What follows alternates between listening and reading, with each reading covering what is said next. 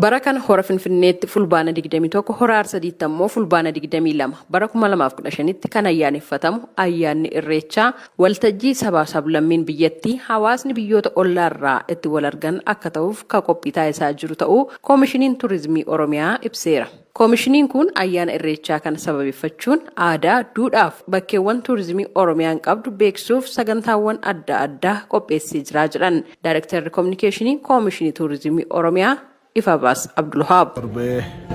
Irreechaa kanatti sagantaa adda addaa guyyaa sadeen as deemu kanatti arra boruu fi iftaan sagantaa adda addaa waa'ee turizimii waa'ee aadaa beeksisuu wajjin wal qabatan as magaalaa Finfinnee keessatti qopheessineerra.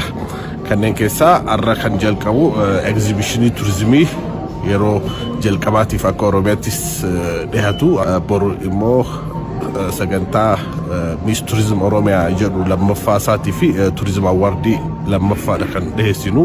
Isaan immoo Irreechaa Woog imala Irreechaa kan jedhu Piyaasarraa haga Addabaabaayii Masqalatti kan namoonni kumaantamaan lakkaa'aman irratti hirmaatan Piyaasarraa haga Masqala Addabaabayitti kan deemu ta'a.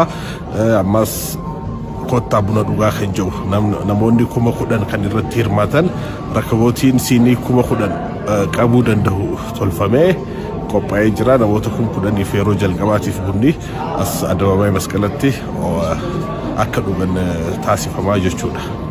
Irreecha irratti namoota miiliyoonotaan lakkaa'amantu hirmaataa ka jedhan obbo Ifabaas jiraattota magaalaa Finfinnee fi Bishooftuutiif madda galii olaanaadha jedhan. Irreecha hora Finfinnee irratti ni argaman jedhamanii yaadaman namoota miliyoona 5. Namootni miliyoonni 5 kun at least namni tokkoon isaa uffata aadaa biturraa jalqabee mana ciisichaa qabaturraa nyaata nyaaturraa 5,000 baasa jedhameeti kan eegamu. Waliigalatti magaalaa Finfinnee qofaaf gara biliyoona 25 galiin dabalataa ayyaana Irreechaa kana waliin wal qabatee magaalli Finfinnee ni argamti jedhameeti kan eegamu.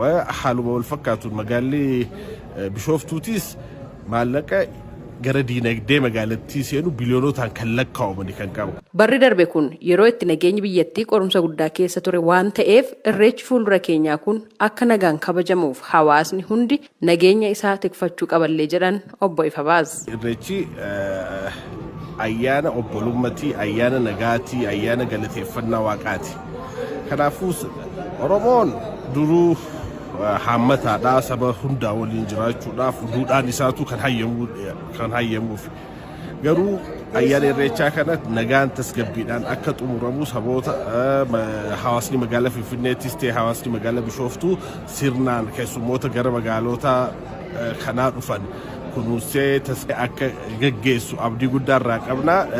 Kana caalaa garuu nageenya haala nageenyaa eegsisuudhaaf hawaasni hundi ga'ee irraa eeggamu guddaa waan ta'e jecha haala nageenyaa hawaasni qaamolee nageenyaatti waliin ta'ee nageenya isaa akka tikfatu jechuu yaada dabarsuu barbaada. Sagantaaleen Koomishinii Turizimii Oromiyaatiin har'arraa eegalanii hanga guyyaa Irreechaatti gaggeeffaman Oromoon aadaa, duudhaaf safuu akkamii qaba? Oromiyaanoo waan daawwatamuu fi waan ittiin bohaaramu maal of keessaa qabdi? Gaaffilee jedhaniif kanneen deebii kennan jechuun ibsan obbo Ifabaas. Sagantaa har'a eegalame irratti waa'ee odaa keessummootatti beeksisuuf kan argamanii fi biqiltuu odaa oomishuu irratti kan bobba'anii jiran obbo Zinaabu Taakkalees waan jedhan qabu. Biqiltuu odaa qabattee tan gara Irreechaa irratti nan hirmaadhe Viizit Oromiyaan kan qopheesse.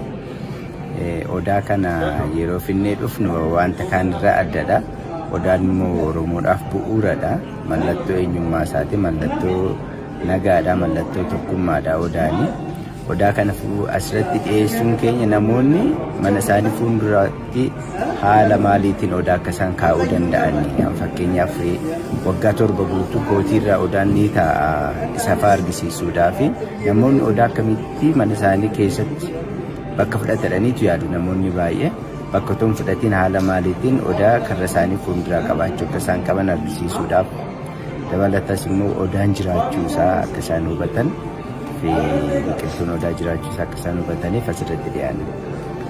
namni kamiyyuu bakkeewwan tumaa fi lallaba gadaa odaa shanan Oromiyaa keessa eessa akka ta'an akka salphaatti akka beeku taasisuu fi gosoota odaa sana qorachuun baay'isuu irrattis akka hojjechaa jiran ibsan obbo Zinaabuun. Waqtiilee fi ayyaanawwan namni baay'inaan itti wal argu akkasii ammoo gabaa argachuuf muuxannoo wal jijjiiruuf oomishaalee waliif baruudhaaf carraa guddaadhas jedhan. Sagantaaleen Koomishinii Tuurizimii Oromiyaatiin qophaa'an guyyoota itti aananiif sirnoota adda addaatiin kan gaggeeffaman ta'uu ibsa. Odeeffannoon koomishinicharraa argame. Gabaasa Sagalee Ameerikaatiif Tsahaay Daamxoo Finfinneerraa.